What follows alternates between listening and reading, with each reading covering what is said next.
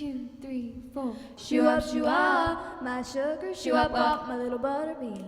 Down, diddy, down, down, down, diddy, diddy, down, diddy, down, down, do I do it, down, diddy, down, down. You're so pretty, pretty, down, diddy, down, down.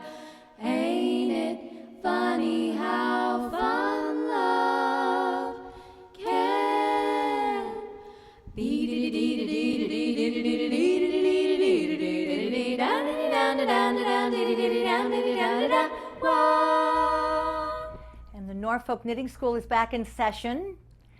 I first want to thank some of the towns that have picked up the show on, I think it's called Peg Media. So I really do appreciate that. I'm very flattered. I want to announce something. The address will be at the bottom of the screen. There's going to be a yarn crawl. I believe it's the weekend of October 4th. And it's mostly in Metro West, and a yarn crawl is like a pub crawl, but everybody's dragging themselves around buying yarn. There was even a Santa crawl at Christmas time in Baltimore at Fells Point, and the Santas would go around, and there'd be Santas dressed up and drinking soda. So if you go to Google Yarn Crawl 2013, and I'll tell my friends here what the actual website is. It's very close to that, and it gives the map. It shows where the stores are. One of them is in Walpole, Dee's Nimble Needles. I don't happen to shop there, but that's neither here nor there. And it should be a lot of fun. And then they've got all the schedules, so you can plan with the map, where you're going to go when. And so I've never been to one myself, but I'm going to go to this one. So Yarn Crawl 2013. I wanted to go over something that I had done before, and what I'm going to do, I've got this handwritten. I wanted to talk again about this because I think this is a really good method, and I mentioned it once before, maybe twice, but I wanted to go back over in case anybody missed it, because this is the way you can tell how much yarn approximately you will need. And it's really a matter of conceptualizing the sweater in rectangles. So I have the body here. Now there's going to be a neckline here, but don't worry about that. We're going to just consider these rectangles. 8-inch drop for the sleeve. So you would be considering the sleeve, the square inches of the sleeve would be 160 square inches for 2 sleeves. The body, the square inches front and back, because we've got 20 going across, 22 length, and there's 2 of them, 880, 1,040 square inches. Now this really works the best if you are working in stockinette and it's flat. I mean, once you start putting in the cables and all those other things, that takes up a lot more yarn. Now you can get a rough idea from this. But I guess I'm showing you this more in terms of the plain sort of sweaters I've been showing you how to make and become comfortable with. Now your swatch, where you're going to check your gauge counts, is typically 4 inches by 4 inches, 16 square inches. So we're going to see how many times this swatch goes into the overall total square inches. All right, when you unravel, now these numbers might not entirely make sense. I mean, so don't don't hold me to the fact that, well, how could it be 10 yards in a 4? It'll depend on your needle, it'll depend on your yarn, how many, but so just for argument's sake, so if we had 10 linear yards, well, yards would be linear, there would be 360 linear inches. So we come down here, multiply that by the 65, we'd get 23,400 inches, and then we're converted to yards, 650 yards, you'd probably want to get 700 rather, an extra 50 yards. And So I'm going to, I'll have this typed up and it'll be in, a little bit better form so you can, but it'll be put on the screen so you can see. But this was my copy that I used. And remember that the ribbing uses more yarn. So if you're doing a sweater, again, well, we came up with 650. I recommend 700. But if it has a lot of ribbing, that uses up more yarn. And actually, speaking of ribbing, I wanted to show you something that I thought was very good looking. Let's see if I can find it here. I've got a whole bunch of things. Oh, well, let me take this out. And I think it's right here. Now, I don't know how well you can see this, but I thought this was just a very cool looking sweater. What they've done is they've got this ribbing going all the way up here. You know what, let me put something behind that. Let's see if that will, there we go. I think that's better. There we go. So they've got ribbing going all the way up here, and it's probably like about maybe 5 and 1, 5 knit and 1 purl. Of course, when you do this, you've got to make sure this is going to be loose enough and it's going to flow downward. And then this neckline I thought was extremely cool, and I'm going to make this. I'm going to knit this up for you for next time. I thought that was a very interesting, and this is just called a funnel neck because a turtleneck, of course, gets turned over like a turtle's neck. Now, what else have I got for you? Oh yes, I don't know if you recall, but I had made a little vest, which I had showed you was instead of cutting in at the underarm, for example here. Well, this is a schematic. This is just showing the schematics of a basic sweater, and I've shown you this a number of times. And of course, here you see where it's brought in to make this the armhole. But if you remember, I showed you a vest where instead of decreasing, we used ribbing across the top because ribbing will pull in. So I found this, and this is from the 80s, sort of an Elizabeth Warren haircut there. And people used to wear these pants with the big tucks in the front. No more, thank goodness. But there was something about this pattern that I didn't like, and I just want to show it to you and show you what it is. Here, where it talks about the back, so let's just look. Well, for example, this would be the front, this would be the back here. So on the back, they tell you with smaller needles, that's for your ribbing, cast on for your ribbing, and work up. Change to larger needles, work in stockinette stitch. And then they tell you to keep the same size needles to make this, which I think is a mistake because you want this to pull in. So I think you should use the same size if you were to do something like this. And again, you can all do this. I mean, these are things that are so simple. So you would use a smaller needle here, the larger one here, and I would go back to the smaller one up here so that comes across and makes a nice yoke. So that was one thing that I did that I wanted to show you. Now, I've got something else here before we get to demonstrations, and I'm going to see if somehow Katie can put this on the screen for you. These are what they call standards and guidelines for crochet and knitting, and a lot of patterns now are using this symbol, yarn weight, symbol, and category names. Now they've got the name. Now this is what you're going to see on the label. This shows the gauge. This is a really good reference to have here. The recommended needle to get the gauge. Oh, that's metric. This is US. Okay. Crochet. I don't do any crochet. This is about crochet here. So, and this is, and most of your patterns will have, your pattern books will have a page where they're going to show you all of these abbreviations.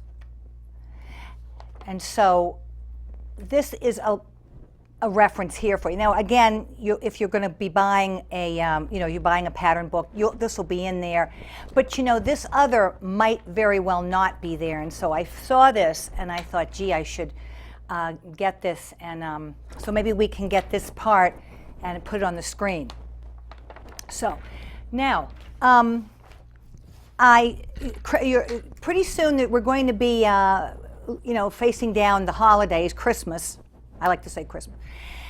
And I have something here that I'm going to work on this, and next time I will have gone on further, but I'm going to show you this for a while we're here. This would be the beginning of a cap. Now, a lot of people make these hats on round needles. Then you have to go to double pointed needles when you get to the top when it's smaller. So I figure this might fit like a toddler.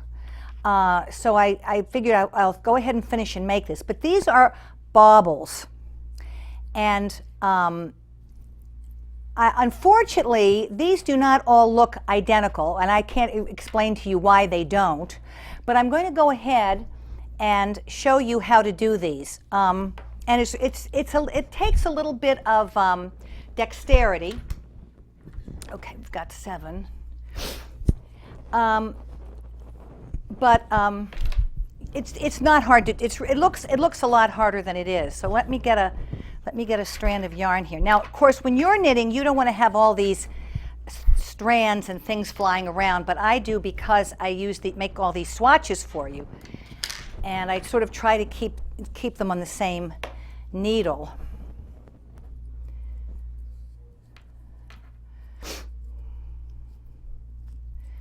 All right, so just a simple overhand knot.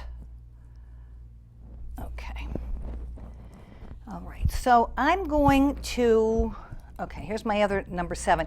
But the thing about circular needles is that you do not have the needle slipping out of your hand. I mean, just the other night, I was working with these, and one of them went missing, and I had to go to the car, and I was in a panic because I thought I had lost my needle. With the circular needles, and I'll show you something on this too today, no problem, it's right there. You never, I mean, the chances of you losing the whole thing are remote. All right, so I'm going to, now I will write the instructions for this for Katie to put on the screen. And of course, here I am, I'm doing, what stitch is this? That's correct, it's stockinette. Now, for purposes of just to demonstrate this, I'm going to go, okay, I've got, let's see, 2, 4, 6, 8, 10. Okay, so I'm going to go 2, 3, 4. All right, I'm going to go here, and this will just be to demonstrate. I probably will rearrange this for 5. 1, 2, 3, 4. Okay, here we go. All right. Okay, so what you do is, okay, just don't worry about that knot there. All right, you're going to knit into the front. You know what? Let me move over here because this is going to be very distracting. Let me continue over here.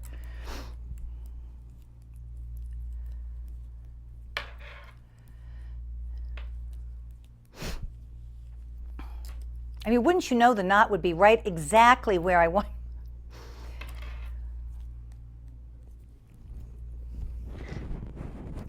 Now, these baubles can be added to just about anything, and there's actually 2 different ways to do baubles. But I'm going to start with this one. All right. So we'll say knit into the front of the stitch. Now, you say, well, wait a minute, your needle's in behind. That's not the point. This is the front loop. This is the back loop. So I knit. I don't take it off. I knit in the front. I knit in the back, I knit in the front again, I knit in the back, and again in the front. So now I have 5 stitches here. 2, 3, 4, 5. Then I turn, and one of those stitches shouldn't be so big. I don't know why it is, but And now, of course, I'm on the purl side of the fabric, and so I'm going to purl one row of these stitches.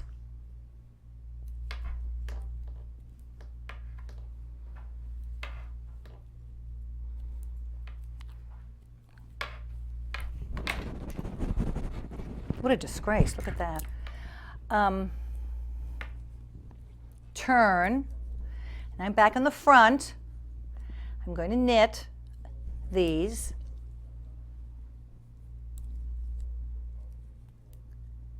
So it's like I've got a little fan there. I don't know if you can see that, but it's like a little fan there. Back, and you'll see there's kind of like a little shelf that's formed here.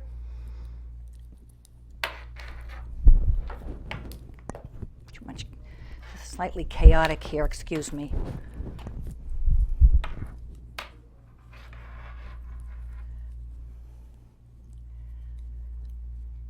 And I'm going to purl back again.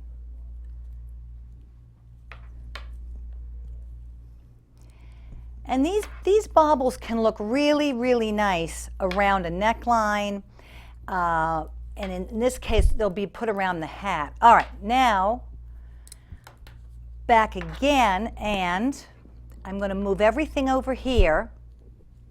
Oh, no, excuse me. I have one more row to do.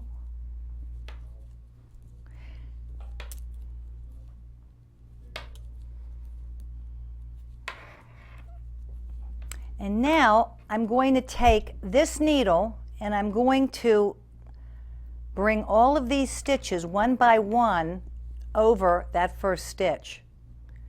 And that's what creates the little ball.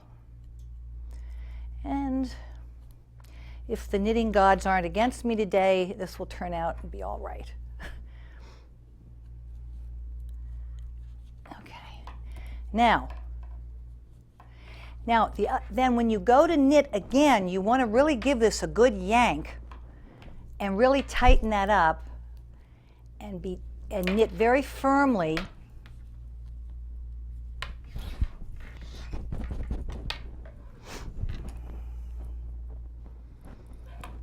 we go.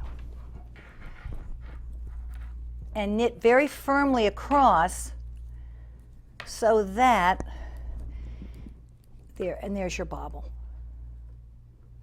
Now there's another way to do that, which I'm going to try, and as I say, I don't know why. See, so these are all pretty uniform, although I was looking at something, hang on, let me show you this. I believe it's in here,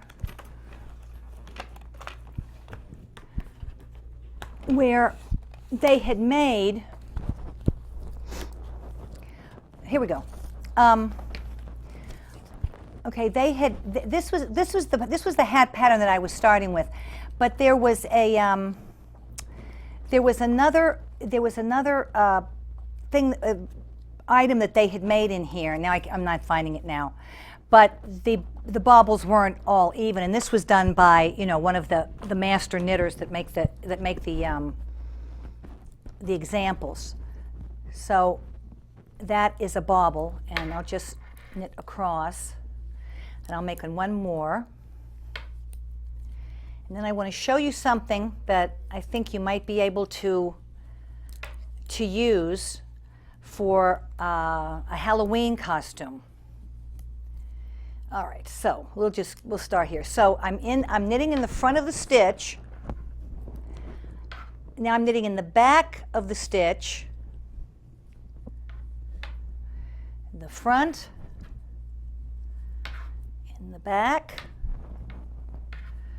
and in the front. All right, okay. So I've got 5 stitches. Now when you see them, when they say turn in a pattern, they mean right at that point you turn the work, which is what I did. Now I'm going to purl them.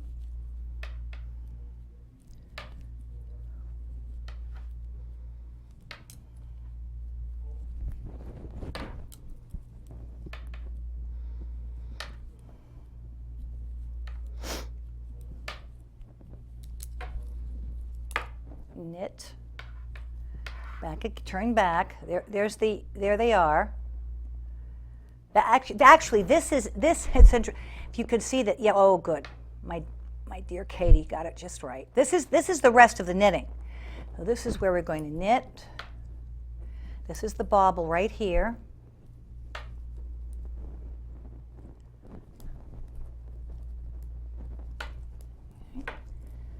Purl back.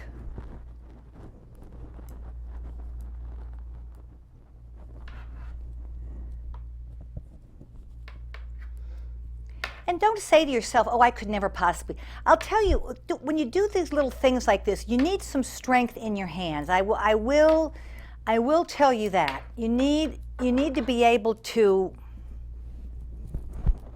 I mean, hopefully you won't have this thing, you know, like hanging off your needle like a flag. And now I'm at the last part. This is my last.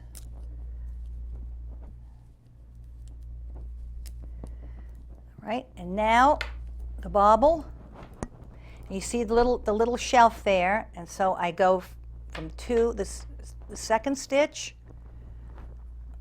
Get in there. There we go.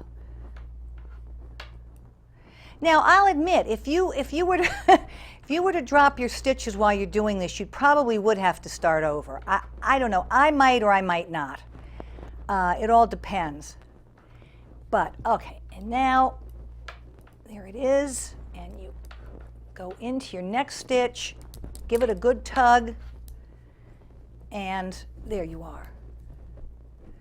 Okay. Now so the directions for this will be written on the, and there you, and I don't, you know, I think it looks nice. I think it's a nice way to add something to. So this is going to be a hat. It's going to be a hat that's going to be seamed up the back. And next time I will have worked more on this, and I'll show you how to decrease to make the crown. Now, this is, let me show you this first. I had mentioned once before about adding other strands to your knitting. Now this is this is this, and this is on stockinette. Now you can see, now this was on garter here. Doesn't look very good. But with the flatness of the stockinette, especially with these little slubs, as they're called slubs in here, it really looks very, very nice. And you can use that to make a stripe. You just have to remember that this is going to be thicker with this extra strand in here than without it. So we'll look at that a little more next time. And this is what I wanted to show you. Now, this is an old book that I have here.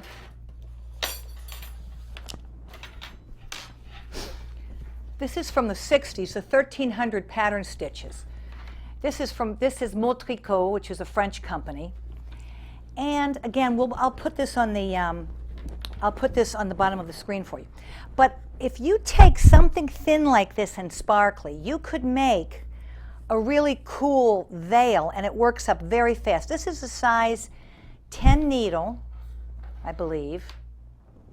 I think so, yes, I think it's a 10. And I start with a knit stitch, and this is a lace stitch. So I'm going to start with my knit, and then I'm going to go around, I'm going to loop around, and all lace stitches do this. They always have, the British call it a wool around the needle. This is called, sometimes people say make one, but I'm going to be purling, so I want to take it this way. I want to take it around, and then since I made this one here, I'm knitting two together here. Now when I started this, I just had one row of regular knitting as a base. And you know, yes, you do need a little dexterity to do this, but it's very fast and it's very simple. And purl two together, and wrap this around,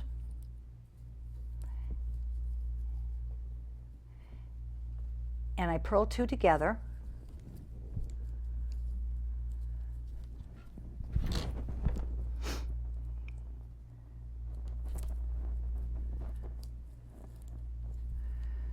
And this is my last one, and I knit it. And I think that, now when I started doing this the other night, I was on an even larger needle. I thought it looked better up here. But as you can see, it would make a nice little sort of a lacy veil that, I mean, who knows, maybe you have somebody there that wants to be a princess, or maybe you'd want to be a princess for Halloween. I mean, now I'm going to go around. Now I'm going this way because I'm going to purl. So I've got to have this way so I can come in like this.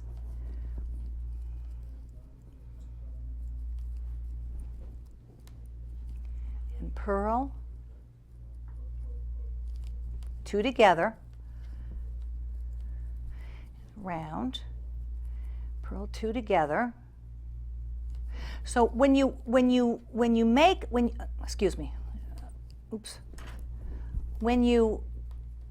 add a stitch like this, then to compensate for it, you always, following that, you knit 2 together.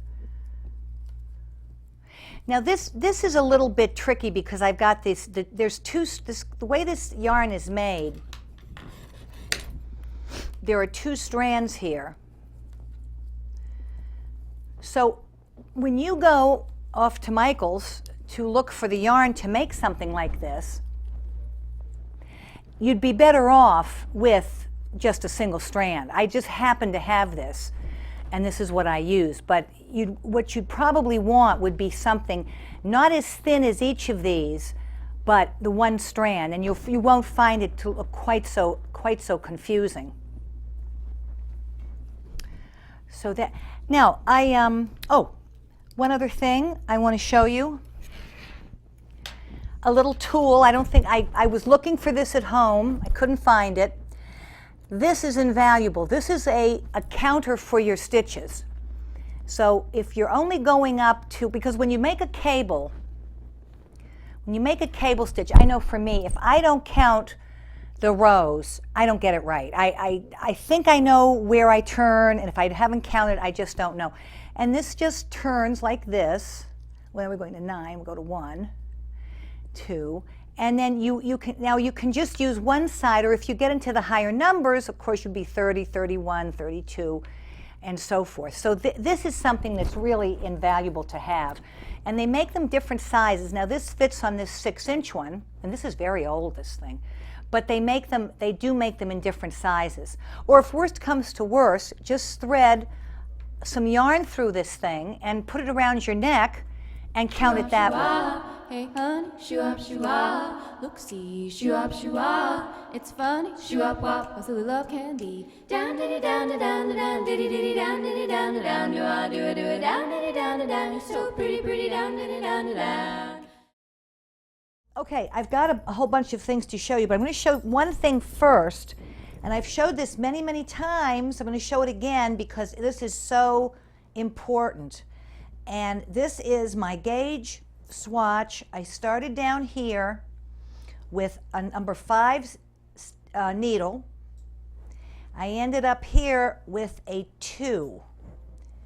And so you see, just so you keep this in mind all the time, if you're making something that has to fit, see, that's what happens. And you say, well, gee, it doesn't look like that much. But you multiply that over the size of a sweater, and, and you're talking about, 40 inches around, it's a big difference. And then you can see it here. And so it's really important.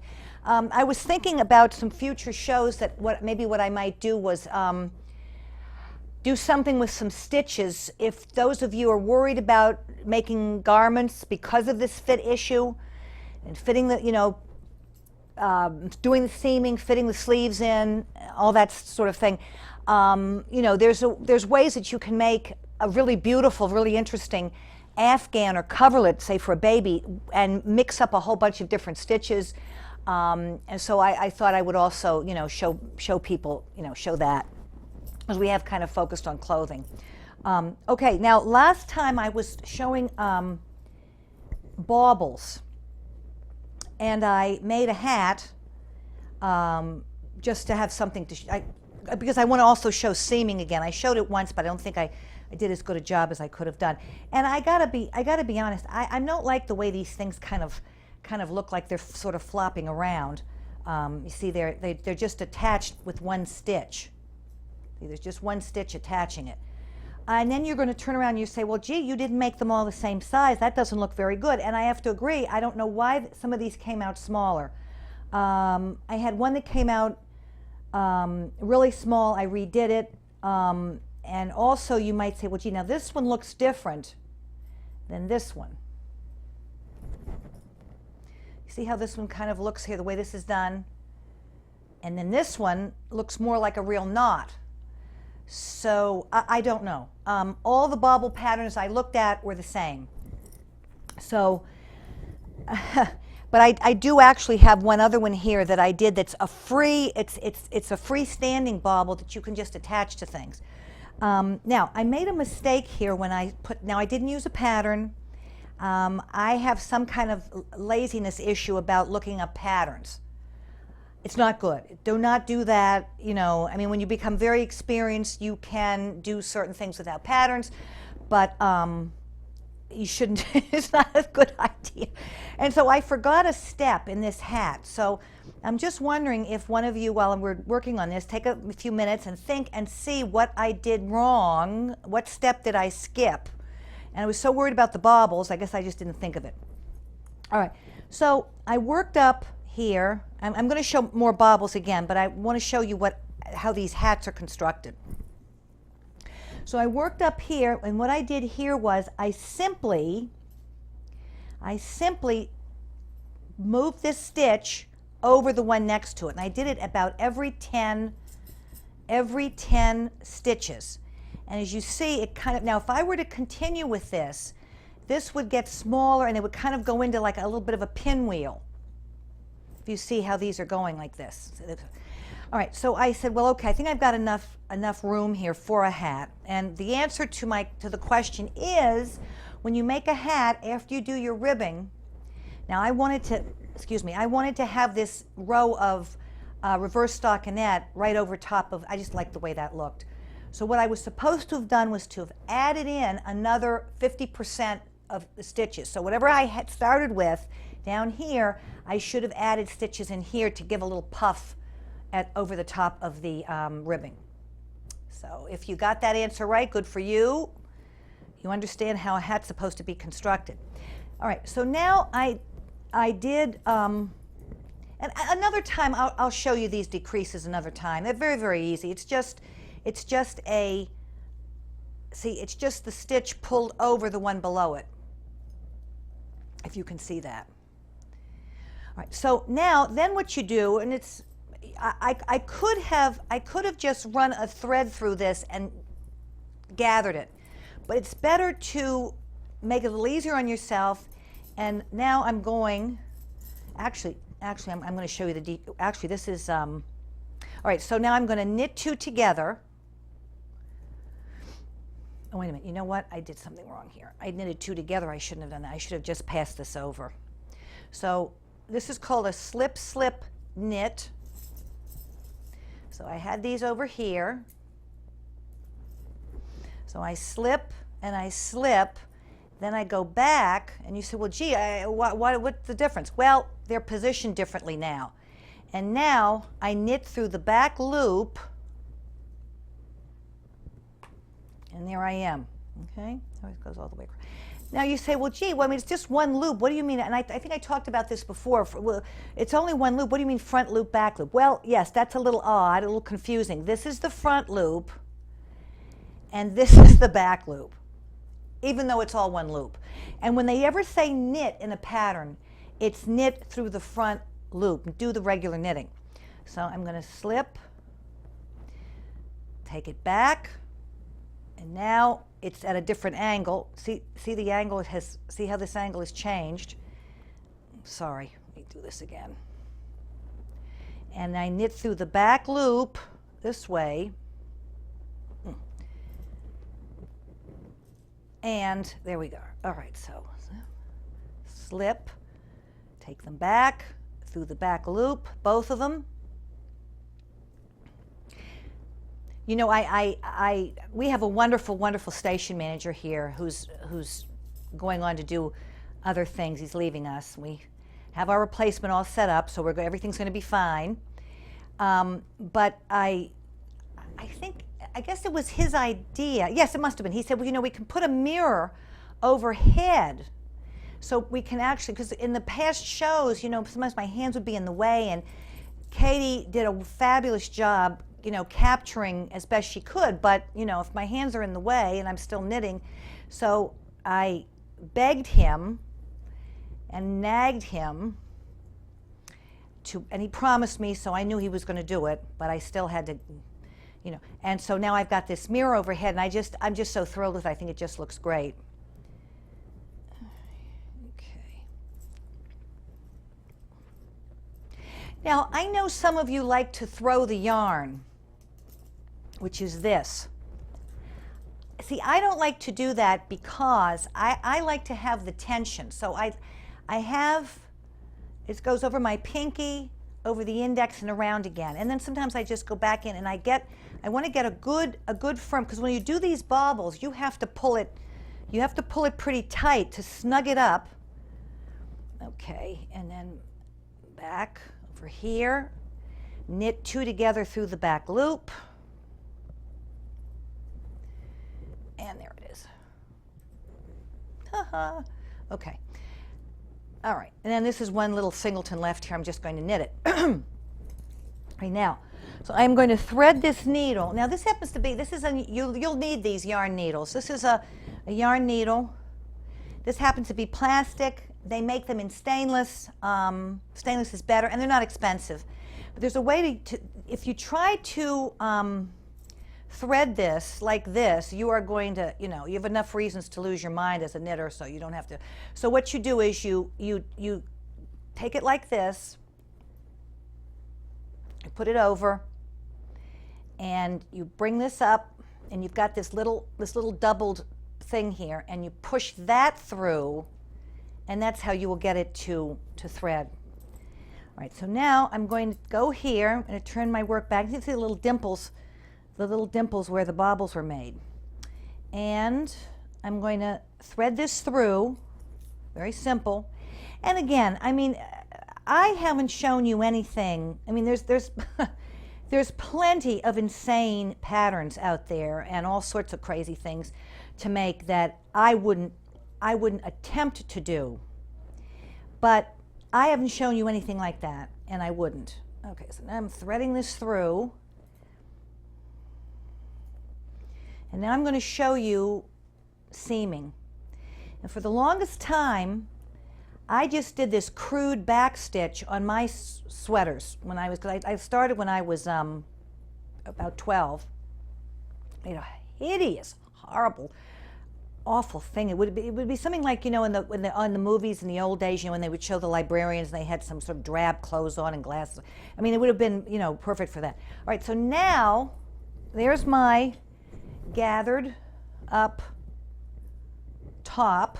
Okay, and now I'm going to just go through this and sort of attach this, make sure it's all attached, and pull it in. Now, you know, so what do you want to put on the top? Just, as long as we're at the top here, may as well. Now you could just put a button on that. Sorry, right and left, I'm not used to it, sorry. You could just put a little button on that. Or you can make pom-poms, which I find them a little frustrating to make, but I can show you them. Or you can make a yarn, an I cord, I don't know why they call it that, letter I cord, and make a little bow up here, or, you know. All right, so now, okay, all righty. So when you do your seams, okay, in this case, I want to make sure this all lines up. Sorry. And so I'm going to retrieve something from the floor. All right. And you want to pin it. Now I like to use these pins when I'm seaming, because I can get a good long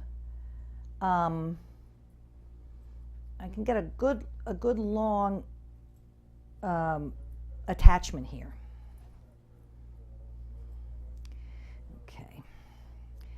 And I'm going to leave this, okay, so I'm going to leave this like this. Now, when you do the seaming, you're really supposed to work flat. Okay, so I've just attached this up here, and maybe I'll turn this around. Turn it around here.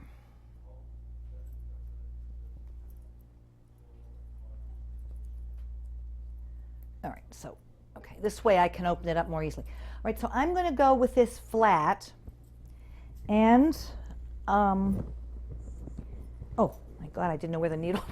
Okay, so I'm gonna thread this thing. When you do make a project, you always want to leave something, and you leave something much longer than this, because if you're tying up a sweater, seaming up a sweater, you want to have enough room at the bottom, because I think it's always better to start at the bottom, because if there's a little mistake, and somehow you get up here and it's kind of bunched up, chances are it's not going to be as visible as it will at the ribbing. So, thread my needle again. All right, there we go. Okay, now push this in. All right, so I'm going to work flat on this. Now you'd be at a table, you know. So I've got one here. I'm going to look over here, and I've got this little stitch right here. So I'm going to pick this up right here. Turn it around this way. Okay. And now I'm going to go across, and I'm going to go right in here and pull this in over here. Well, I'm just going to pick up, why don't I just pick up one? Yeah, I did pick up two there. I'm going to pick up one. And now what happens is this sort of just curves over, and now I'm working with pearl stitches here. So if I do this right, it would be very hard to see where the purling on one side ends and the other begins. There we go, get in there. Now, if you're working with small, fine yarn, it might be, you know, see, and you want to kind of snug this up. It might be, you know, some of these needles are going to be might be a little bit big for you.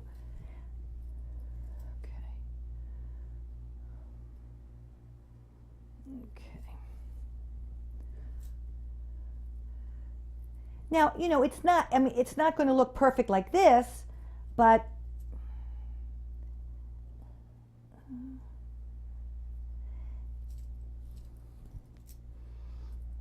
you know, while I'm doing this, I'm going to tell you a little anecdote about Edith Piaf.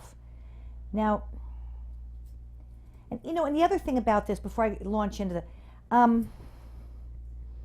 you know, and okay, granted, you're going to wear this in the back. You know, so you're never going to get it to look like that. Okay, now we're going into, okay, I want to line this row of reverse stockinette up here as best I can.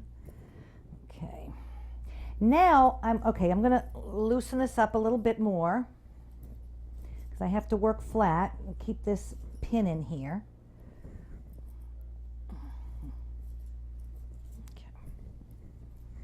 And again, I mean, you would be on a table, so it would be, you know, each. Now I'm at stockinette. So now what I'm going to do, I'm going to go in here. I'm going to pick this up here. I've taken, you know, two little cross and over here. So you're going back and forth, and when you snug this up together,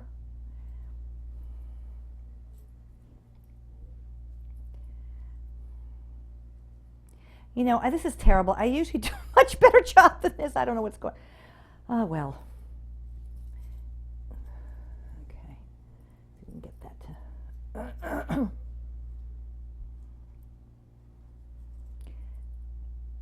You know, on those cooking shows, you know, they just jump, and then the thing is made, it's in the oven, you don't see any of the, you know,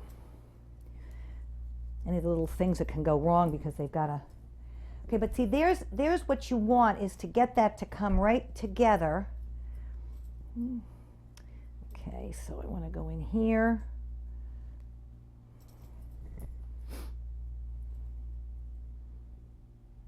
Now, you know, there's going to be little irregularities, and again, I mean, I think I've told you, see, it's not too bad.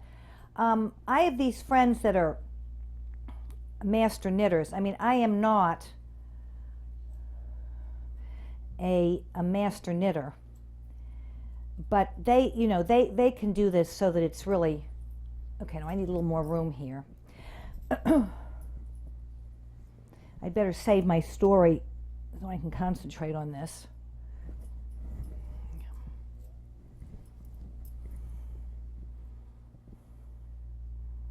Now the other thing that some people do is they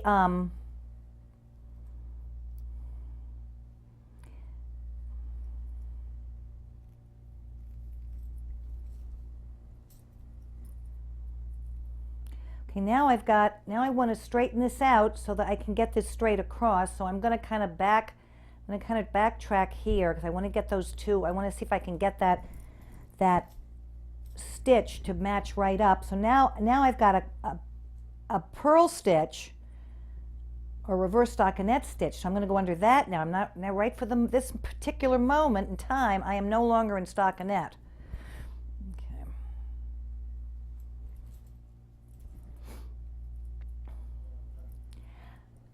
I know you're going to say, "Oh, sure, you've done a better job of it." I've done this better on other occasions, and you know, sometimes it has to do with your with the yarn. And again, I'm not working on a flat surface here, so hopefully you'll. Okay.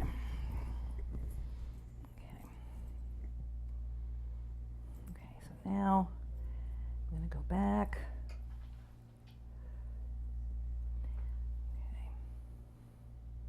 Now, see, you know what I did here? I made a little, well, okay. I'm just going to continue here. What I did was I veered over. Now, you see what I did here? Not on this side, but on this side, I veered over a little too far. So if I were just at home, I would probably take this out and start over. But I'm just going to continue with this.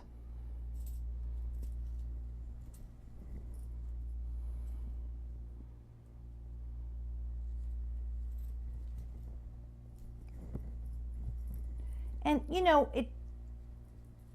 I mean, it's not too bad. I could have probably done a better job in this, but it's not too bad. Okay.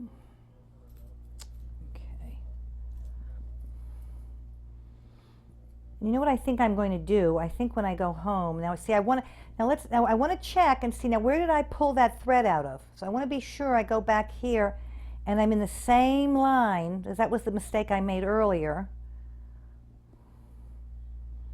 It's a little nerve-wracking when people are watching you. So that's looking a little better up here. I went in here.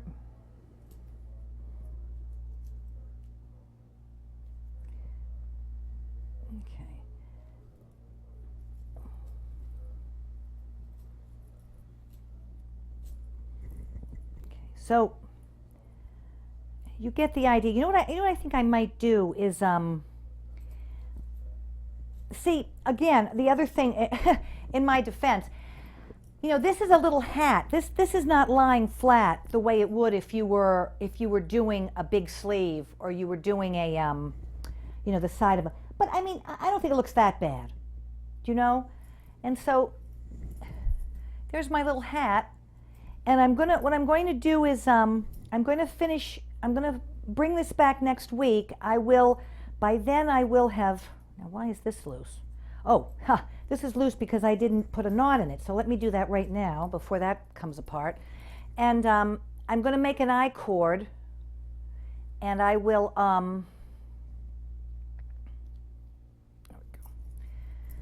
by the way, again, to remind you, this yarn, I'm telling you, I think this yarn is very, very good. This is, I think it's called, I know it's called Inspiration. It was about $4 for the big skein that I have.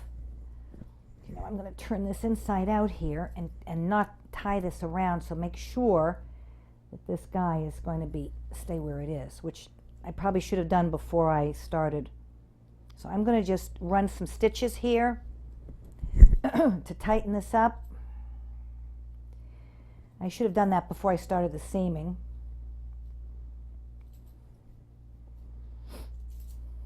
But it's okay. Oops. So I want that to be nice and firm in there. I mean, you're gonna have them of this, because that was where I did my where I knitted my stitches together, and then I'm going to just make a knot.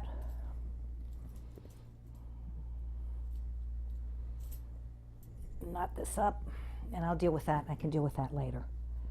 So I mean, you know, a button on this, like for a boy's hat, would be very nice. But I'm gonna show you something else. All right, so I'm going to leave this here because I have something else I wanted to show you, and I'll come back with it next time. And sorry, get in there. There we go. Okay, and then I'm going to leave this like this. Okay. Now, if you recall, I had showed you this. Well, let me go to this first. This is a book, Nikki Epstein's Knitted Embellishments. Now, some of these are very, very complicated, no doubt about it. In fact, if you look in the back here, these are, I mean, you know, if you want to lose your mind, but if you look at this, some of these patterns are knitted in, and some of them are appliqued, like this little flower here, and the trees. And some of it is done by embroidering on the knitting. Sorry, there we go. Sorry. And they're the baubles that we were just talking about to make a grape. And, you know, I mean, this is really for people that, and actually what they did was this is all attached, this is all seamed together, which was very masterfully done, I must say. So, you know, there are things in here that are really, you know, I mean, really absolutely astonishing. Like this was done with just embroidery with yarn on the top of the sweater. And of course, then here's the fancy ribbing and so forth. But what I want to show you, I just have 5 minutes, and what I did was I wrote this out because I thought I was going to have enough time to get to this so you could read this. But what I'll do is I'll do it on a computer, and Katie will put it on the screen. So these are all flowers, and I started making one of these. I didn't get very far, but I'll have it. I'll have it next time. I'll do more of it and I'll finish it. But what you can do with these for Christmas is you can make these little flowers and and then you can go to Michael's, and they sell this sort of, it's almost, I guess it's some kind of paper or something that they use, but you can then glue this to a paper, or just simply pick up these pins, you know, a regular pin like you'd see on the back of a brooch, you know, a regular pin, and you can just attach the pin in the back, and people can wear this and put it on their coat or their hat, take it on and off, or you can buy an ordinary sweater at Kohl's and apply these to them. And I mean, I just think, and they're not hard to do. I mean, it takes a little work. For example, you could make this leaf here. This is an I-cord, by the way. Oops, sorry. Sorry. This is what I was talking about, the I-cord, and then off of that, they built a leaf, and there it is in the chart form. And then what you would do, you would simply then take the flower and put it onto the I-cord and the leaf. And in this case, this was attached to something, and this was embroidery floss here. So I thought that would be nice for Christmas gifts. And you can do this, believe me. I just had one other thing. I guess we're not going to have time for it, but I think you might remember that I started this lace work here with the idea of using it for a Halloween costume, you know, for maybe your little princess, or maybe for you. Remember, this has two strands in it here, and it has this little, well, I don't know, it's not really a slub, I don't know what you call that. So this is going to look different than if it was just thin strands, but next week I will go back and work on this again and show you, but it's very, very simple. It's on great big needles, and it's something you can just, you can listen to television or whatever, radio, and just work this. You do have to be careful, because if you if you drop a stitch on this, it's it's a problem. But you are not going to do that. So I think I'm just about out of time. I didn't get to tell you the I don't know if I have a minute to tell the story about Edith Piaf. I have a minute. Edith Piaf was a very, very famous singer. She was a poor woman. She was her identity as a singer was sort of the little sparrow. She was very frail, very thin, and the style in those days, as it is to this day, was black turtlenecks. So she was going to knit herself a black turtleneck. She didn't have money to buy one, ran out of yarn, had no money to buy the rest of the yarn. She was just starting out, and eventually she became very rich, of course. So she had one sleeve missing. So when she sang, she sort of leaned up against the edge of the proscenium stage to sing. So with the missing sleeve hidden, when she went to take a bow, she turned forward and everybody saw that the sleeve was missing. But it turned out to be something that everybody thought was very endearing and charming, and that people, people just loved her. She was just really an icon of French singers, and maybe I can bring on. I have her tape of her. I have a CD. Maybe I can bring it on one week. Let you listen to a little bit of it. Thank you again. Thank you, my dear students, for watching, and we'll see you next time. I'm Anne-Marie Battistone. This is Norfolk Public Access. Shoo-up, shoo-ah, my bee. Shoo-up, shoo-ah, my sugar. Shoo-up, up, my little butterbean. Down diddy down down down diddy diddy down diddy down down do I do it down diddy down down. You're so pretty down diddy down down. Ain't it funny how fun love can be? Diddy diddy diddy diddy diddy diddy diddy diddy down diddy down down down diddy diddy down down.